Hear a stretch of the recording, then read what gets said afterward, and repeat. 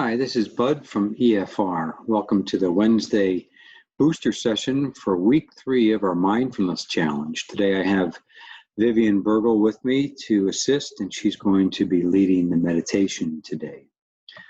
So let's get right into today's lesson, and we're going to start first by taking a quick mindful minute. And just by asking yourself, how are you doing right now? Just sort of doing an internal weather check. When you ask yourself that question, what thoughts, feelings, and body sensations do you notice? Just being aware of what's present right now. And then taking a couple of deeper mindful breaths so that you really feel the breath moving in and out.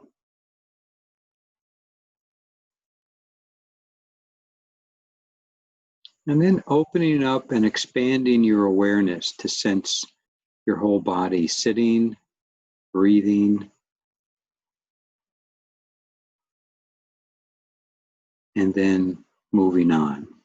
And that's just a quick, they call that a breathing space. It could be 1 minute, 2 minutes, 3 minutes, whatever you have time for. You can do that in response to a stressor, or just do it to just kind of check in and stop and pause. So something you might want to try.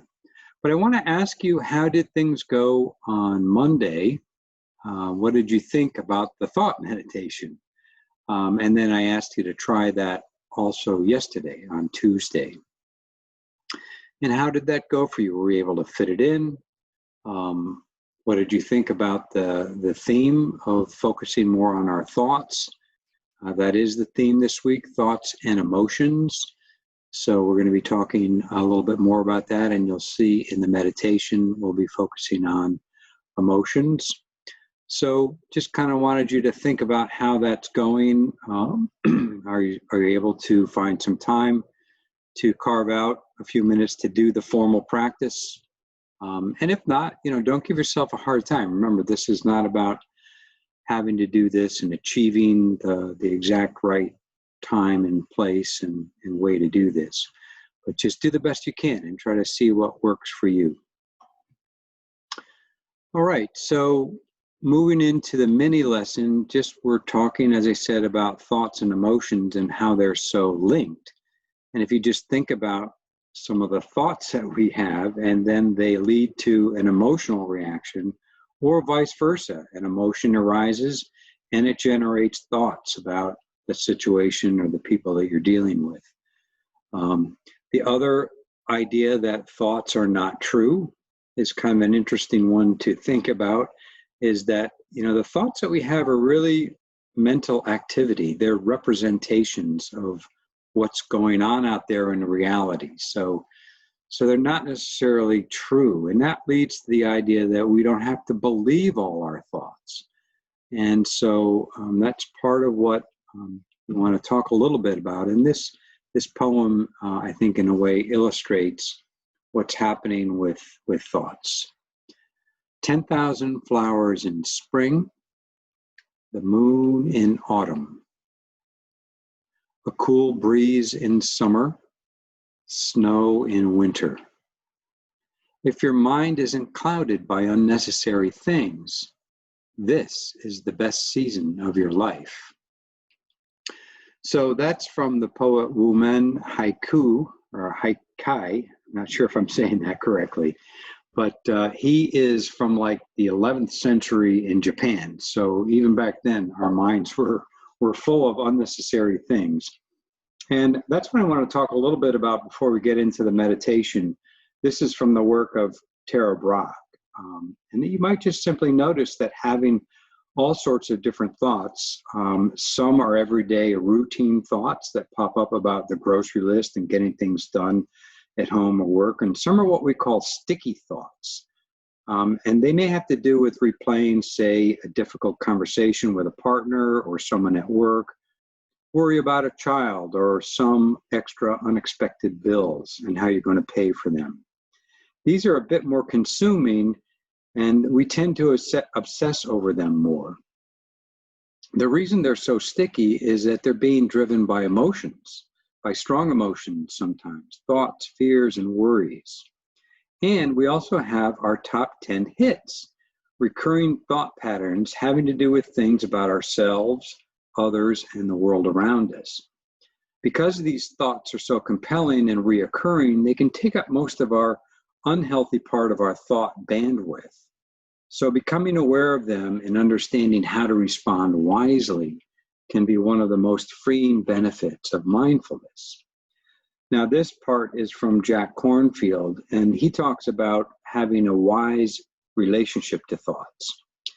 You might find yourself considering thinking as an adversary, the unwanted interruption to a good meditation. But this is a misunderstanding. Thinking is natural. Our minds secrete thoughts, just like our body secretes enzymes. Thoughts are essential for us to communicate, to just to do things, to design buildings, to write poetry, to treat disease, and to contemplate what we most value. In mindfulness training, we're not trying to stop thinking. Rather, we are trying to cultivate a wise relationship with thoughts. And this becomes especially important when we're dealing with thoughts or beliefs that are negative or undermining. There's a saying, thoughts make a good servant, but a poor master. And the beliefs that run through our minds about ourselves or others are often painfully limiting stories. As Mark Twain put it, my life has been filled with terrible misfortunes, most of which never happened. Without mindfulness, we can end up seeing our lives through a set of beliefs and stories that for years keep us from being confident, and they create conflict or distance from others. They keep us caught in self-doubt or feelings of failure. So the practice of mindfully recognizing and waking up out of our thoughts can break this chain reaction. So, we've talked a bit about when we sit to meditate, what's your intention? So for this week, the intention really is to gain some insight into some of those sticky thoughts or the top 10 hits that we have, and to learn how they're linked with some of our emotional reactions. We still have these, they still meditation can help us to relax and reset and do all these other good things, but it's really to really think and gain insight into what's going on internally. So at this point, I'm going to turn it over to Vivien, who's going to lead you through a great meditation. Vivien? Yes, thank you, Bud. I'm glad to be with everyone today. And I really think this meditation will be very helpful for being with difficult or strong emotions. This is by Joseph Goldstein, and I actually find this very helpful, particularly when I'm dealing with anxiety, which is a difficult emotion and one that many of us have, especially nowadays. So I'm going to begin.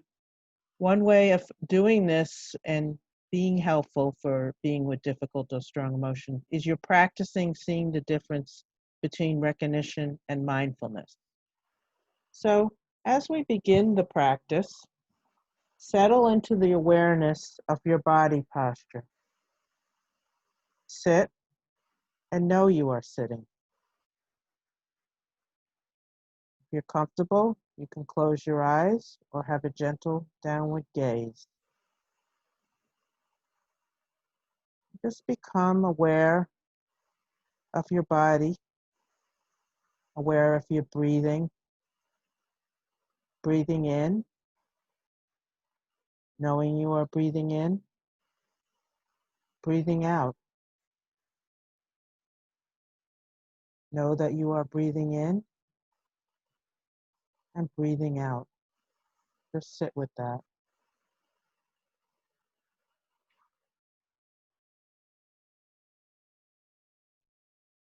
If it's helpful, you can make a soft mental note of the in and out with each breath.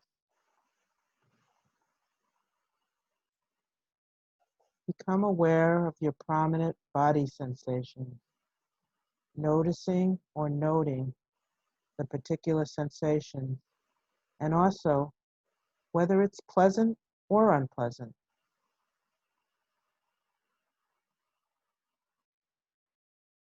At times, you might become aware of disturbing emotions. We all do have these. When these mind states arise, open to the feeling of them. Make a note of what the emotion is. And at this point, it's really helpful to check the attitude in the mind in relationship to that emotion. How do you feel about that emotion? Because it's possible to recognize what's arising, but still be resistant to it, noting it, but wanting it to go away. This is understandable.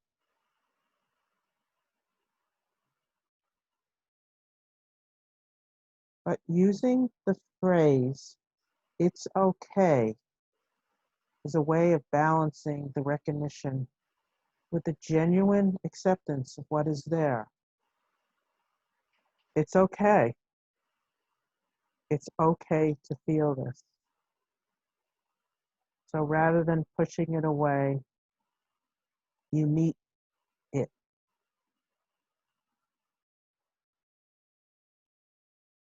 Staying connected with your body, with feeling the body sitting, grounded. Connect with your natural rhythm of your breath. You don't have to change anything. You don't have to work at it. Just note it. Be aware of the prominent sensations that may arise in your body.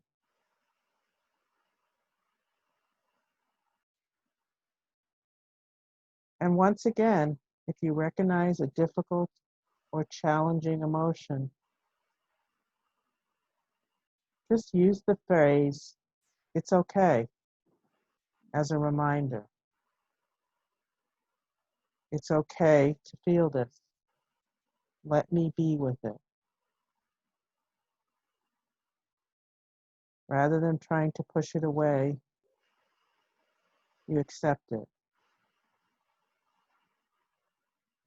You can continue practicing on your own in this way.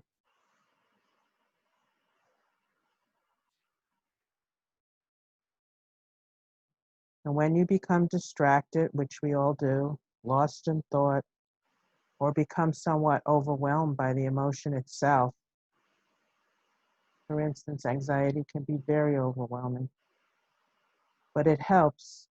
You can reconnect with the feeling of the body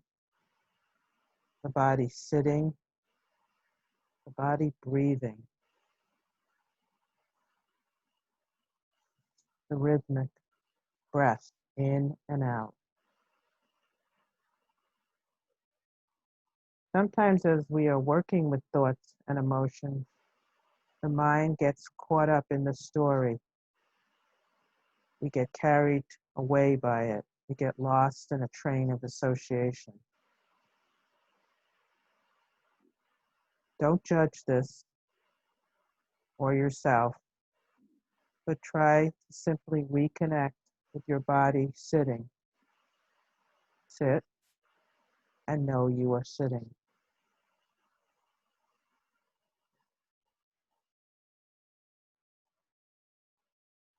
In the last few minutes of the sitting, come back to the feeling of your body. Your body sitting, supported by the chair. Your body breathing in and out.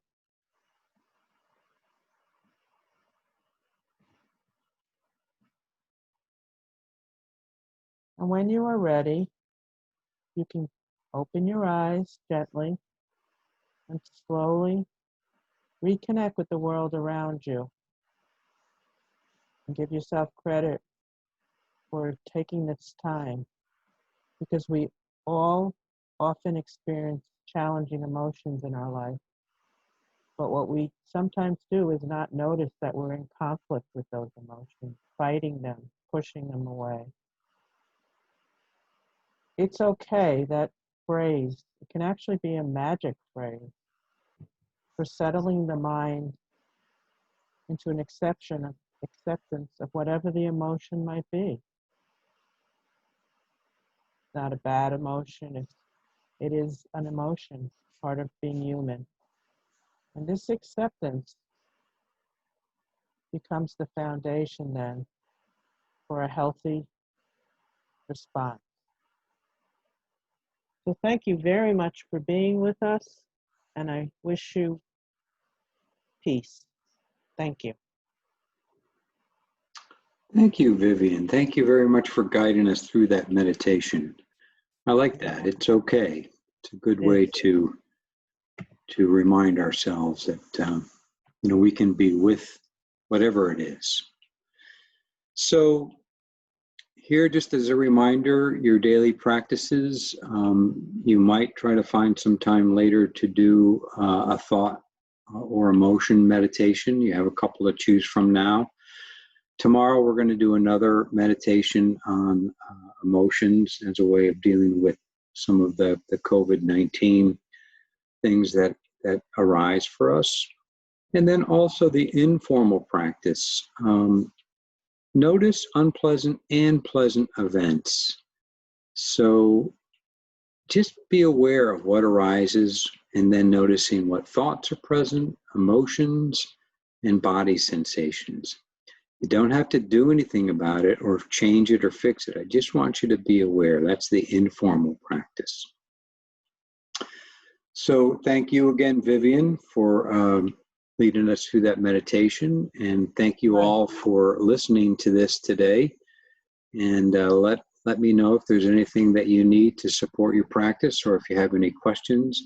Don't forget to use that log sheet if you want to be entered into the grand prize drawing, which we have some really nice items in that. But also just use that for your own benefit to give yourself a little guide and feedback as to what you're experiencing as you go through this challenge. And so Bud, thanks. Thank you also for having me join. Pleasure. You're welcome, Vivien. Glad you could be here. All right, everybody, have a great day. Be mindful and take good care of yourself. Bye-bye.